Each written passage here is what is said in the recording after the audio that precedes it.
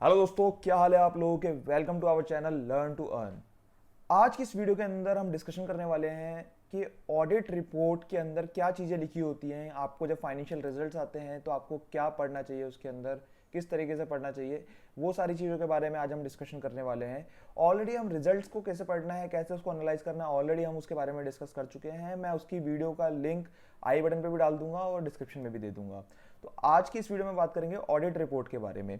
अब देखो, हम ऑलरेडी एक वीडियो के अंदर डिस्कस कर चुके हैं कि आपने सुना होगा कि एक ऑडिटेड रिजल्ट्स होते हैं, एक अनऑडिटेड रिजल्ट्स होते हैं। तो दोनों के बीच का क्या डिफरेंस है वो हम ऑलरेडी डिस्कस कर चुके हैं। अगर आपको उस वीडियो के बारे में देखना है तो आप आई बटन पर क्लिक कर सकते हैं। उसके बेसिस पर आज इसका हम डिस्कशन करने वाले हैं। आज हम डिस्कस करेंगे ऑडिट रिपोर्ट के बारे में। तो हम दोनों ऑडिट रिपोर्ट को कवर करेंगे। एक ऑडिटेड रिपोर्ट जो एक प्रॉपर ऑडिट होने के बाद एक रिपोर्ट इशू होती है, एक होती है रिव्यूड रिपोर्ट। तो आपको इन दोनों के बीच का जो डिफरेंस है वो तभी पता चल पाएगा जब आप उस वीडियो को देखेंगे। तो आप पहले उस वीडियो को देखिए कि ऑडिटेड और अनऑडिटेड के बीच में क्या डिफरेंस होता है। तो एक जो ऑडिटर की रिपोर्ट होती है, जैसे आपको पता है जब फाइनेंशियल रिजल्ट पब्लिश होते हैं तो उस समय पे जो रिपोर्ट होती है, ऑडिटर्स रिपोर्ट, वो भी पब्लिश होती है along with that financial results. तो that report can be audited और unaudited on the basis of unaudited. तो अनऑडिटेड वाली जो रिपोर्ट होती है इसको हम बोलते हैं रिव्यूड रिपोर्ट, जो ऑडिटर की रिपोर्ट होती है, इंडिपेंडेंट रिव्यू रिपोर्ट। और जो ऑडिट रिपोर्ट होती है इसको तो हम बोलते हैं इंडिपेंडेंट ऑडिटर्स रिपोर्ट। तो अब बात करते हैं, सबसे पहले हम बात करते हैं जो हमारी इंडिपेंडेंट ऑडिटर्स रिपोर्ट होती है उसके बारे में भी हम बात कर लेते हैं। तो देखो, सबसे पहले आपको पता होगा जो भी मेरे फाइनेंशियल रिजल्ट्स होते हैं, फाइनेंशियल रिजल्ट्स ऑडिट कराना कंपलसरी है as per the SEBI regulation. तो चाहे वो मतलब अगर वो अनऑडिटेड भी है, अगर वो अनऑडिटेड है इसका मतलब वो रिव्यूड हो रखे हैं। तो या तो रिव्यूड होंगे वो by chartered accountant, by an auditor, और या फिर वो ऑडिटेड होंगे। तो अगर वो रिव्यूड हो रहे हैं तो देन इन दैट केस जैसे मैंने बोला कि रिव्यूड रिपोर्ट जाएगी, अगर ऑडिट हो रहे हैं तो ऑडिटर रिपोर्ट जाएगी। तो उसी के बारे में अभी हम बात करते हैं। तो अगर आप देखेंगे, अगर अगर मेरे ऑडिट हो रखा है, अगर मेरा ऑडिट हुआ, ऑडिट का मतलब पहले समझते हैं क्या होता है। ऑडिट का मतलब होता है किसी भी चीज़ का एग्जामिनेशन और इवेल्युएशन। तो ऑडिट किसी भी तरीके का हो सकता है। आपने सुनेंगे एचआर ऑडिट्स होते हैं, लोगों के ऑर्गेनाइजेशन का पूरा प्रोसेस ऑडिट होता है। तो यहाँ पर जो हम बात कर रहे हैं वो हम बात कर रहे हैं फाइनेंशियल ऑडिट के बारे में, यानी कि मेरे अकाउंटिंग को मेरा चेक करना, मेरे फाइनेंशियल स्टेटमेंट को चेक करना, उस ऑडिट के बारे में हम बात कर रहे हैं। और इस ऑडिट को स्टैट्यूटरी ऑडिट भी बोला जाता है। तो अभी हम बात करें कि जो इंडिपेंडेंट ऑडिटर की रिपोर्ट होती है उसके बारे में अभी हम बात कर रहे हैं। सबसे पहले तो ये जो एड्रेस होती है, this is addressing to the board of director of Angel Broking. ये एंजल ब्रोकिंग के बारे में भी हम डिस्कशन कर रहे हैं। तो एड्रेस जो हो रही है ये एंजल ब्रोकिंग के जो बोर्ड ऑफ डायरेक्टर उनको हो रही है। उसके अंदर चीज़ें लिखी हुई हैं। क्या लिखा हुआ है, सबसे पहले तो ओपिनियन का पैराग्राफ आता है। ओपिनियन का जो पैराग्राफ होता है सबसे इंपॉर्टेंट पैराग्राफ होता है। इसके अंदर जो ऑडिटर होता है वो अपना ओपिनियन देता है कि उसके हिसाब से जो फाइनेंशियल रिजल्ट जो पब्लिश हुए हैं क्या वो ट्रू एंड फेयर हैं। तो सबसे पहले ट्रू एंड फेयर, यहाँ पे वो ट्रू एंड फेयर बोल रहा है। यानी कि यहाँ पर देखिए, एक होता है ट्रू एंड करेक्ट, एक होता है true and fair. True and correct का मतलब कि इसमें जो फिगर लिखी हुई है वो एक एक पाई, एक एक रुपया सही है। लेकिन अगर मैं वही बात करूँ ट्रू एंड फेयर की, इसका मतलब ये है कि थोड़ा बहुत अगर कुछ मिसमैच, मतलब कुछ जैसे मान लो कि कहीं पे कोई जजमेंट है, जैसे कि क्या होता है जब भी फाइनेंशियल स्टेटमेंट प्रिपेयर होते हैं तो वहाँ पे कुछ ना कुछ जजमेंट इन्वॉल्व होती है। तो मान लीजिए एक मैनेजमेंट ने जजमेंट लगाई जिसके अंदर उन्होंने बोला कि ये अमाउंट 1 करोड़ रुपया होना चाहिए, लेकिन एज पर ऑडिटर वो 99 लाख रुपया आ रहा है, 99 लाख आ रहा है। तो 1 लाख का डिफरेंस आ गया, तो ऑडिटर इसको इमटेरियल डिफरेंस करके छोड़ सकता है। तो यहाँ पर इसलिए ये ट्रू एंड फेयर का वर्ड यूज होता है, क्योंकि यहाँ पे क्या है कि काफी जगहों पे जजमेंट इन्वॉल्व होती है। तो यहाँ पे क्या होता है कि ऑडिटर का ऑलवेज बैलेंस में, मतलब जब भी वो अपनी रिकैलकुलेशन करेगा, जब भी वो अपने प्रोसीजर परफॉर्म करेगा, तो ऑलवेज जो कंपनीज के जो फाइनेंशियल होंगे उसके साथ हो सकता है थोड़ा बहुत डिफरेंस रह जाए। तो इसलिए यहाँ पे जो वर्ड यूज होता है वो ट्रू एंड फेयर यूज होता है ओपिनियन के अंदर। अगर मेरा ओपिनियन सब कुछ सही है, कोई दिक्कत नहीं है, तो वहां पे ट्रू एंड फेयर व्यू का ओपिनियन जाएगा। लेकिन अगर वहीं पर अगर मेरे कुछ दिक्कत है फाइनेंशियल रिजल्ट्स के अंदर, तो वहीं पे मैं क्वालिफाइड ओपिनियन दूंगा, यानी कि मैं बताऊंगा कि क्या क्या दिक्कत है उसके अंदर। तो वही चीज़ों के बारे में वहाँ पे मेंशन करा जाएगा, जहाँ पे भी क्वालिफाइड ओपिनियन जाएगा। अब जैसे मान लीजिए कि मैनेजमेंट ने कैलकुलेट करा 1 करोड़ का अमाउंट, लेकिन अकॉर्डिंग टू द ऑडिटर वो अमाउंट आ रहा है 5 करोड़ रुपए का, तो यहाँ पे 4 करोड़ का अमाउंट है, तो दिस इज मटेरियल अमाउंट। तो यहाँ पे ऑडिटर अपनी रिपोर्ट को क्वालिफाई करेगा, यानी कि उसमें बताएगा कि क्या दिक्कत है अपनी रिपोर्ट के अंदर, वो ट्रू एंड फेयर नहीं बोलेगा। तो अगर जहाँ पे ऑडिटर को कुछ दिक्कत नहीं लगती तो वहाँ पे वो अपने ओपिनियन देगा कि सब कुछ ट्रू एंड फेयर है, कोई दिक्कत नहीं है। अगर ऑडिटर को दिक्कत लगती है तो उस केस के अंदर वो बोलेगा कि यहाँ पर ये दिक्कत है। तो ओपिनियन के अंदर अब यहाँ पे ऑडिटर ने क्या बोला है कि वी हैव ऑडिटेड, यहाँ पे हम ऑडिटर रिपोर्ट की भी बात कर रहे हैं, रिव्यूड रिपोर्ट की बात नहीं कर रहे। तो उसने क्या बोला हुआ है, we have audited the accompanying statement of quarterly and year to date standalone financial results of Angel Broking Limited for the quarter ended 31st March 2021 and for the year ended 31st March 2021. Attached herewith being submitted by the company pursuant to the requirement of Regulation 33 of the SEBI Regulation 2015 as amended. तो यहाँ पर वही auditor बोल रहा है कि हमने audit कराया according to the requirement of SEBI regulations. उसके बाद क्या बोलता है, इन आवर ओपिनियन, यहाँ पर वो ओपिनियन दे रहा है। पहले तो उसने बोला है मैंने ऑडिट कर लिया है इस किस क्वार्टर का, उसके बाद ऑडिटर बोलता है in our opinion and to the best of our information according to the explanation given to us. यहाँ पे वो बोल रहा है कि हमारे ओपिनियन के अंदर जो भी and to the best of our information, जो भी हमें इन्फॉर्मेशन मिली और जो भी मैनेजमेंट ने इन्फॉर्मेशन एक्सप्लेनेशन दी, उसके बेसिस पे हम ये बोलते हैं कि जो भी स्टेटमेंट है, जो भी फाइनेंशियल रिजल्ट है, is presented in accordance with the requirement of the listing regulation in this regard. तो जो भी सेबी की जो भी रिक्वायरमेंट है, लिस्टिंग रेगुलेशन है, उसके हिसाब से ही जो फाइनेंशियल रिजल्ट्स हैं वो प्रिपेयर हुए हैं and gives a true and fair view in conformity with the applicable accounting standards and other accounting principles generally accepted in India। तो यहाँ पे समझते हैं, तो यहाँ पे बोल रहा है gives a true and fair view। ये ऑलरेडी मैं डिस्कस कर चुका हूँ आपके साथ कि ट्रू एंड फेयर व्यू देगा auditor, true and correct view नहीं देगा, क्योंकि वहां पे रीजन आपको मैं बता चुका हूँ कि किस वजह से वो ट्रू एंड फेयर व्यू बोल रहा है यहाँ पर। In conformity with the applicable accounting standard and other accounting principle generally accepted in India of the चलिए सबसे पहले ये बात कर लेते हैं applicable accounting standards and other accounting principle generally accepted in India. इसका मतलब क्या है कि क्या होता है कि कभी भी अकाउंटिंग जो मेरे फाइनेंशियल स्टेटमेंट जब भी प्रिपेयर होते हैं, फाइनेंशियल रिजल्ट जब भी पब्लिश होते हैं, उसके अंदर आप देखेंगे P&L होता है, एक बैलेंस शीट होती है। बैलेंस शीट जैसे आपको पता ही है कि सितंबर और मार्च मंथ के अंदर क्वार्टर के अंदर देना कंपलसरी है। तो वो जो मेरी P&L और जो बैलेंस शीट प्रिपेयर होती है वो प्रिपेयर होती है एक रेगुलेशन के अकॉर्डिंग, जिसको हम बोलते हैं अकाउंटिंग स्टैंडर्ड। मतलब कि रेवेन्यू कब, मतलब जो मेरी सेल हुई है रेवेन्यू कब रिकॉग्नाइज करना है, खर्चों को कब रिकॉग्नाइज करना है, कौन कौन से खर्चे डालने हैं, किस तरीके से खर्चे डालने हैं, तो ये सब जो रेगुलेट करता है, ये सब जो बताता है वो बताता है इंडियन अकाउंटिंग स्टैंडर्ड। उसको फॉलो करके ही जो फाइनेंशियल रिजल्ट्स होते हैं वो पब्लिश होते हैं। उसको मतलब जैसे मान लीजिए एक कंपनी है, मतलब 3 कंपनी का एग्जांपल लेते हैं ABC। अब तीनों कंपनी जब तक ये ABC जब तक एक set of accounting principle, set of accounting standard जब तक फॉलो नहीं करेगी, तब तक आप डिफरेंशिएट नहीं कर पाओगे। तीनों कंस्ट्रक्शन कंपनी के अंदर हैं, तीनों जब तक एक या फिर ब्रोकरेज हाउस, जैसे ब्रोकरेज हाउस का हम एग्जांपल ले रहे हैं, तो तीनों ब्रोकरेज हाउस के अंदर है, तो जब तक तीनों ब्रोकरेज हाउस एक अकाउंटिंग स्टैंडर्ड को फॉलो नहीं करेंगे तब तक आप डिफरेंशिएट नहीं कर पाओगे कि मतलब जैसे अगर इंडिया के अंदर तीनों इंडिया के अंदर ही हैं, तो तीनों को आपको इंडियन अकाउंटिंग स्टैंडर्ड ही फॉलो करवाने पड़ेंगे। तो अगर तीनों को आप इंडियन अकाउंटिंग स्टैंडर्ड फॉलो करवाएंगे तभी जाके वो एक आप कंपैरेटिव या कुछ भी चीज़ आपको कुछ कंपैरिजन करना है, पी रेशो का या किसी भी चीज़ का कंपैरिजन करना है, प्राइस बुक वैल्यू का, तो वो सारी चीज़ें आप तभी कंपेयर कर पाओगे जब एक ही अकाउंटिंग स्टैट के थ्रू, एक ही अकाउंटिंग स्टैंडर्ड के थ्रू तीनों कंपनीज फॉलो कर रही हैं। तो यहाँ पे यही चीज़ बोली हुई है कि जो भी जनरली अकाउंटिंग प्रिंसिपल्स हैं इन इंडिया, जो भी रेगुलेट, जो भी एप्लीकेबल है, वो कंपनी फॉलो करके गिफ्ट्स एंड जो ये ट्रू एंड फेयर का जो व्यू है वो उसको फॉलो करके ही दिया हुआ है। ठीक है, तो of the net profit and other comprehensive income other financial information of the company for the quarter ended 31st March 21 and for the year ended 31st मार्च 2021। ठीक है, तो यहाँ पे सबसे पहले ओपिनियन दे दिया एक ऑडिटर ने। तो जो नेक्स्ट पैराग्राफ है वो है बेसिस फॉर ओपिनियन, यानी कि जो मैंने ओपिनियन ऊपर दिया ट्रू एंड फेयर, वो किस बेसिस पे बोल रहा हूँ मैं, मतलब मैंने किस बेसिस को बनाकर मैं वो ओपिनियन बना रहा हूँ, मतलब क्यों मेरे को लगता है कि ओपिनियन जो है वो मेरा ट्रू एंड फेयर व्यू ठीक है, वो किस बेसिस पे मैं बोल रहा हूँ, तो उसके बारे में यहाँ पे डिस्कस करा हुआ है। तो यहाँ पे देखिए आपके लिखा हुआ है we conducted our audit in accordance with the standards on auditing. तो क्या है कि जैसे मैंने ऊपर बताया आपको अकाउंटिंग स्टैंडर्ड जो फॉलो करती है वो कंपनी फॉलो करती है फाइनेंशियल स्टेटमेंट को प्रिपेयर करने के लिए, तो वहीं पर ही जब भी कोई ऑडिटर ऑडिट करता है, कोई भी चार्टर्ड अकाउंटेंट एक ऑडिट करता है, तो स्टैंडर्ड ऑन ऑडिटिंग, एक स्टैंडर्ड ऑन ऑडिटिंग है जिसमें लिखा हुआ है कि ऑडिटर किस किस तरीके से ऑडिट करेगा, उसको प्रोसीजर फॉलो करने होते हैं स्टैंडर्ड ऑन ऑडिटिंग के थ्रू। तो वही चीज़ लिखी हुई है यहाँ पे कि जो ऑडिटर है वो बोल रहा है, चार्टर्ड अकाउंटेंट जो है ऑडिटर वो बोल रहा है कि we conducted our audit in accordance with the standard on auditing specified under section 143(10) के अंदर जो लिखा हुआ है of the Companies Act 2013 as amended the act. उसके बाद क्या लिखा हुआ है, our responsibility under those standards are further described in the auditor responsibility for the audit of the standalone financial statement section of our report. तो उसके अंदर ये बोल रहा है कि जो हमारी रिस्पॉन्सिबिलिटीज़ हैं वो ऑडिटर सेक्शन, जो ऑडिटर रिस्पॉन्सिबिलिटीज़ हैं, मतलब आप नीचे चलेंगे तो अभी ऑडिटर रिस्पॉन्सिबिलिटी का आएगा, उसके बारे में भी हम डिस्कस करेंगे।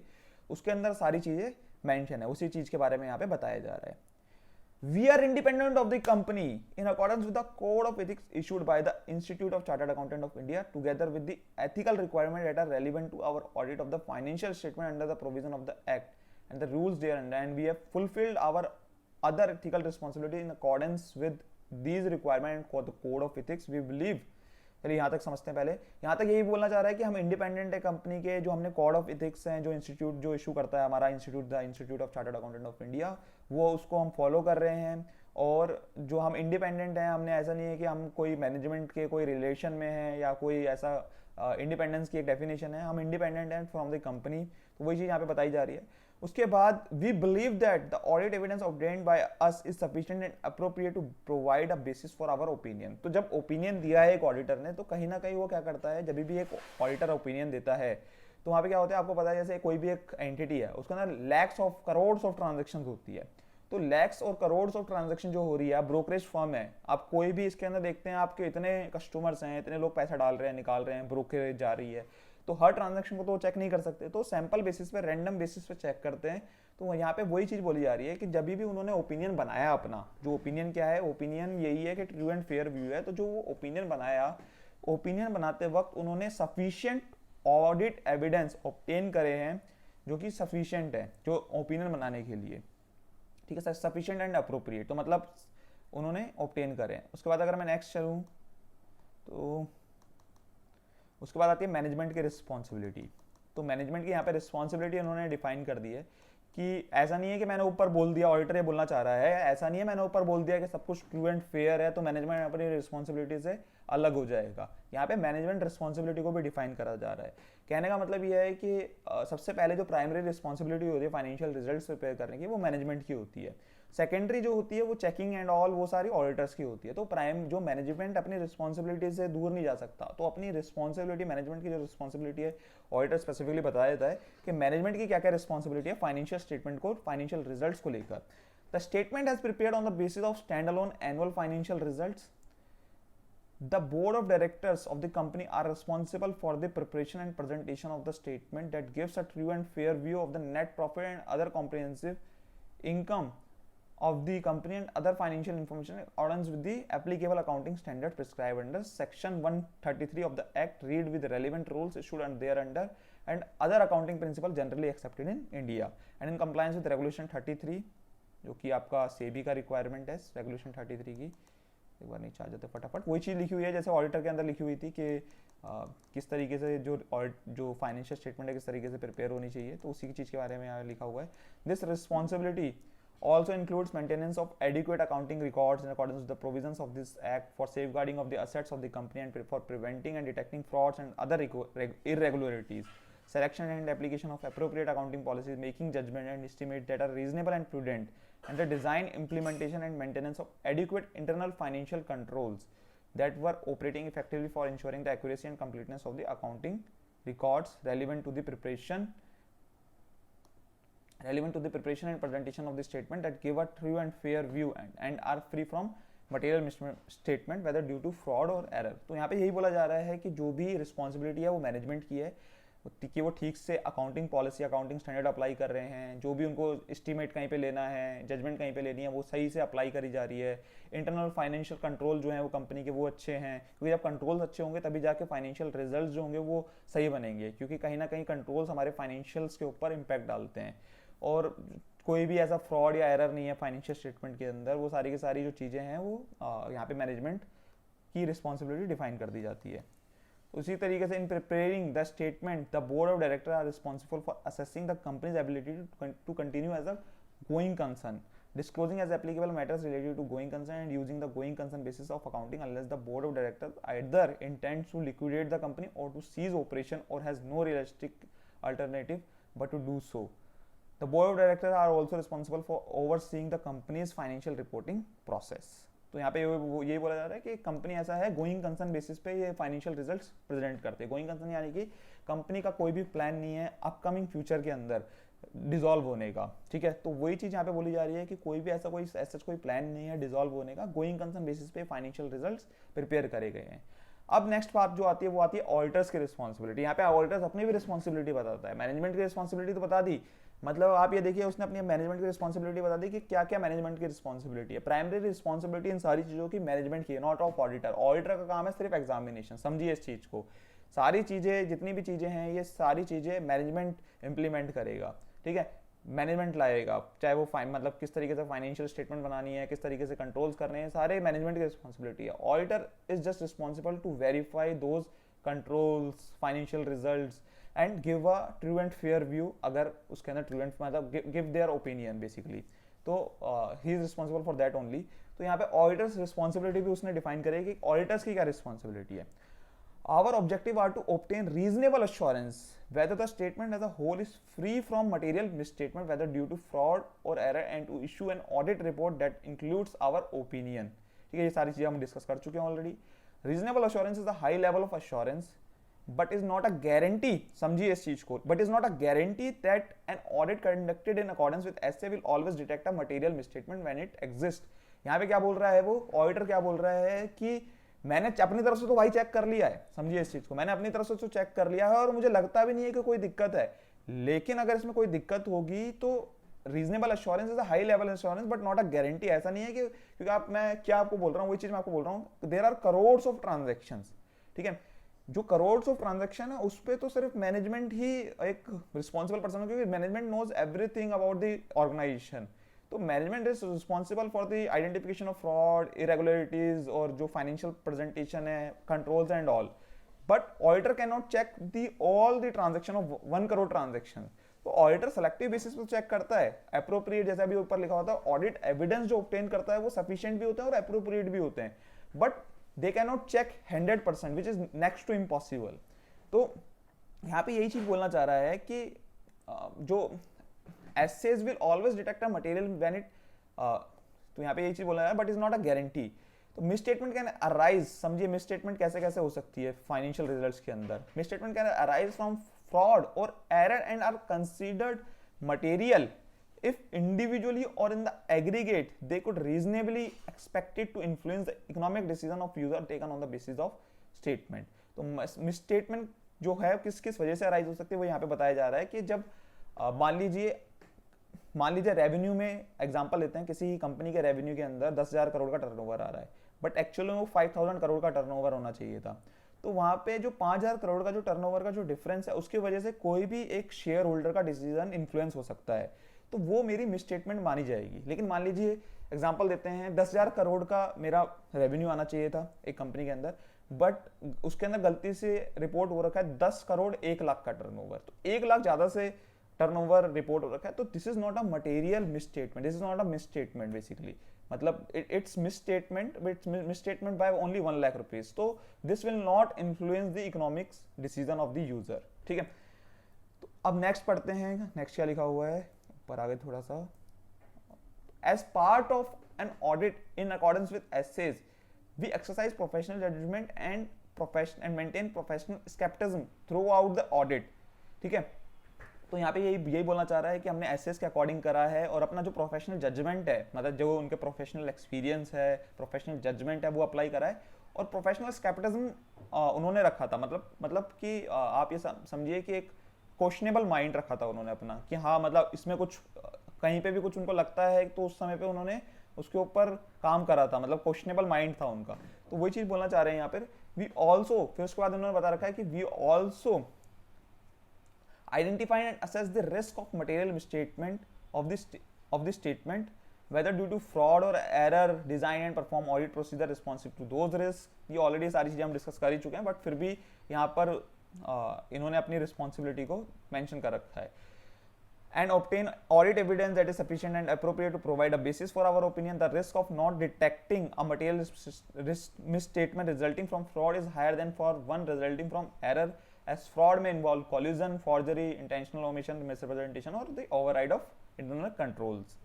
Obtain an understanding of internal control relevant, मतलब यहाँ पे बताया जा रहा है कि क्या क्या रिस्पॉन्सिबल है किस किस चीज़ के लिए auditor. Obtain an understanding of internal control relevant to the audit in order to design audit procedure that are appropriate in the circumstances. Under section this, we are also responsible for expressing our opinion on whether the company has adequate internal financial control with reference to financial statement in place and the operating effectiveness of such control. तो basically auditor जो होता है दो चीज़ों पे अपना opinion देता है। पहला जो होता है वो इंटरनल कंट्रोल, कि इंटरनल कंट्रोल ठीक से ऑपरेट हो रहे हैं, इफेक्टिव हैं या नहीं है, तो उस चीज़ के ऊपर अपना ओपिनियन देता है। सेकंड जो देता है ओपिनियन वो फाइनेंशियल रिजल्ट्स के ऊपर देता है, फाइनेंशियल स्टेटमेंट के ऊपर देता है। Evaluate the appropriateness of accounting policy use and the reasonableness of accounting statements and related disclosure made by the board of directors. Conclude on the appropriateness of the board of directors use of the going concern basis of accounting and based on the audit evidence obtained whether a material uncertainty exists related to events or condition that may cause significant doubt on the company's ability to continue as a going concern. If we conclude that a material uncertainty exists, we are required to draw attention in our auditor's report to the related disclosure in the financial results, or if such disclosures are inadequate, to modify our opinion. Our conclusions are based on the audit evidence obtained up to the date of our auditor's report. However, future events or conditions may cause the company to cease continue as a going concern. तो यहाँ पे सारी अपनी responsibility लिख दी है उन्होंने। ये already चीज़ें हम डिस्कस कर चुके हैं ऊपर ही, तो बट यहाँ पे उन्होंने क्या करा है, अपनी सारी चीज़ें यहाँ पे मेंशन कर दी कि हम किस किस चीज़ के लिए क्या कैसे कैसे रिस्पॉन्सिबल हैं। उसके बाद नीचे आ जाते हैं, आ जा भाई नीचे। इवेल्युएट द ओवरऑल प्रेजेंटेशन, ये रिस्पॉन्सिबिलिटी की बात कर रहे हैं। Overall presentation structure and content of the statement including the disclosure and whether the statement represents the underlying transaction and events in a manner that achieves fair presentation. उसके बाद वो बोल रहे हैं कि we communicate with those charged with governance regarding among other matters that the planned scope and timing of the audit and significant audit findings including any significant deficiency in internal control that we identified during our audit. तो यहाँ पे बोला जा रहा है कि जो भी बोर्ड ऑफ डायरेक्टर्स हैं, जो भी कंपनी के सबसे higher level top level management है, उनके साथ हमने कम्युनिकेट करा, कोई भी डेफिशिएंसी मिली, कुछ भी चीज़ मिली, अगर डेफिशिएंसी मिली किसी ऑडिटर को स्टेटमेंट के अंदर और वो प्रेजेंट करता है टॉप लेवल मैनेजमेंट को और वो ठीक कर देते हैं उसको, तो वो ट्रू एंड फेयर व्यू, तो उसके अंदर आपको ओपिनियन मॉडिफाई करने की यानी कि क्वालिफाई करने की जरूरत नहीं है। लेकिन अगर वो ठीक नहीं करते तब आपको क्वालिफाई करने की जरूरत है। तो उसने सिग्निफिकेंट फाइंडिंग को ढूंढी, फाइनेंशियल स्टेटमेंट में बताया कि ये चीज़ इस तरीके से होनी चाहिए। जैसे मैंने आपको बताया था कि मैनेजमेंट को लगता है 1 करोड़ होना चाहिए, ऑडिटर का 5 करोड़ आ रहा है, और मान लीजिए ऑडिटर के हिसाब से मैनेजमेंट मान गया कि हाँ 5 करोड़ ही आना चाहिए और उन्होंने चेंज कर दिया उसको। तो अब वहाँ पे जो उसने चेंज करा और वो ठीक भी था, मतलब ऐसा नहीं है कि ऑडिटर ने कुछ भी बोल दिया और मैनेजमेंट मानना ही पड़ेगा, ऐसा नहीं है। मतलब ऑडिटर किसी बेसिस पे वो बोल रहा है वो चीज़, ठीक है, तो और मैनेजमेंट मान गया, उसने ठीक कर दिया, तो यहाँ पे true and fair he view आएगा। लेकिन अगर वो नहीं माना तब वो क्वालिफाई ओपिनियन उसको देना पड़ेगा। We also provide those charge with governance with the statement that we have complied with relevant ethical requirements regarding independence and to communicate with them all relationship and other matter that may reasonably be thought to bear on our independence and where applicable related safeguards. तो ये सारी चीज़ें थी auditor responsibility के अंदर। Other matters के अंदर हम बात कर लेते हैं। अदर मैटर एज सच, अगर यहाँ पे कोई अदर मैटर्स के अंदर क्या होता है कि अगर मान लीजिए अदर मैटर्स या इम्पेजेस ऑफ मैटर्स, यहाँ पे इम्पेजेस ऑफ मैटर जब एप्लीकेबल होता है, अदर मैटर जब एप्लीकेबल होता है, जहाँ पे ऑडिटर कुछ जो शेयर होल्डर है उनका ध्यान खींचना चाहता है कि हाँ मान लीजिए कोई ऐसी कोई चीज़ हो गई कंपनी के अंदर जिसके अंदर ऑडिटर ध्यान खींचना चाहता है, तो यहाँ पे उस चीज़ को मतलब लिखा जाता है। तो यहाँ पे अभी क्या लिखा हुआ समझते हैं। The statement includes the results for the quarter ended, मतलब यहाँ पे क्वालिफिकेशन नहीं होती, समझिए इस चीज़ को। क्वालिफाइड, अगर क्वालिफिकेशन होती है, कोई ऐसी दिक्कत होती है फाइनेंशियल रिजल्ट के अंदर, वो तो ऊपर ही आ जाती है, लेकिन यहाँ पर क्वालिफिकेशन नहीं होती। लेकिन यहाँ पर कोई ऐसा मैटर जो चाहता है ऑडिटर के शेयर होल्डर्स को पता हो, जो इन्वेस्टर्स हैं उनको पता हो। The statement includes the result for the quarter ended 31st March 2021 being the balancing figure between the audited figures in respect of the full financial year ended 31st March 21 and the published unaudited year-to-date figures given up to the third quarter of the current financial year, which are subjected to the limited review by us as required under the listing regulation. तो यहाँ पे क्या है, general statement है, इसने ये बोला हुआ है ऑडिटर ने कि जैसे आपको पता है दिसंबर तक का, ये ऑलरेडी हम चीज़ें डिस्कस कर चुके हैं हमारी प्रीवियस वीडियो के अंदर, कि दिसंबर तक के जो रिव्यूज़ जो भी होते हैं हमारे, वो हमारे लिमिटेड रिव्यू के बेसिस पे होते हैं, यानी कि उसमें सिर्फ रिव्यू होता है, कोई भी ऑडिट नहीं होता। तो ऑडिट होता है वो सिर्फ 31 मार्च 2021 के अंदर होता है, मतलब ईयर एंड पर। तो ऑडिटर ने क्या करा, 31 मार्च की जो फिगर है उसमें से 31 दिसंबर की फिगर को माइनस करा। अब आप सोचिए क्या निकल के आ गया, जनवरी फरवरी मार्च की फिगर निकल के आ गई। जब जनवरी फरवरी मार्च की जो फिगर निकल के आ गई, उसने क्या बोला, ये क्वार्टर 4 के रिजल्ट्स हैं। तो यही चीज़ यहाँ पे बोलना चाह रहा है कि उसने जो क्वार्टर 4 के जो रिजल्ट्स हैं उस तरीके से निकाले। कैसे निकाले? उसने 31 मार्च में से 31 दिसंबर की फिगर को माइनस करके फिर उसने यहाँ पे फिगर निकाले। तो जस्ट वो इन्फॉर्मेशन अपनी जो शेयर होल्डर है उनको बताना चाहता है, इसलिए उसने अदर मैटर में उसको कवर कर लिया। फिर नीचे आप देखेंगे तो उसके बाद आप देखेंगे कि जो भी इनका ऑडिटर है SR बाटली बॉय एंड कंपनी, उन जो चार्टर्ड अकाउंटेंट फर्म है उसने साइन करे हुए हैं नीचे उनके जो पार्टनर्स हैं, और अपना जो यूडिन नंबर होता है, मेंबरशिप नंबर होता है, वो यहाँ पे लिखा हुआ है, और डेट जो है वो मेंशन है कि किस दिन साइन हुए हैं ये फाइनेंशियल रिजल्ट्स। आई होप आपको इसमें समझ में आया होगा कि ऑडिट रिपोर्ट यानी कि जब मेरा ऑडिटेड रिजल्ट पब्लिश होते हैं उसकी रिपोर्ट को किस तरीके से पढ़ना चाहिए। तो इस वीडियो के अंदर हमने अभी बात करी है कि ऑडिटेड जब मेरे रिजल्ट पब्लिश होते हैं तो उस समय पे ऑडिट रिपोर्ट किस तरीके से दिखती है और उसमें हमें किस तरीके से कैसे उस रिपोर्ट को रीड करना चाहिए। अब हम थोड़ी सी वीडियो लंबी हो गई है, इसलिए मैं चाहता हूँ कि जो नेक्स्ट जो वीडियो है उसके अंदर हम डिस्कस करें कि जो मेरे अनऑडिटेड रिजल्ट्स होते हैं, यानी कि जो मेरी reviewed independent auditors reviewed report होती है उसको किस तरीके से हमें रीड करना चाहिए, उसके बारे में अभी हम डिस्कस करेंगे। अगर वीडियो आपको पसंद आई है तो लाइक जरूर करिएगा, चैनल को सब्सक्राइब जरूर करिएगा। Thank you so much.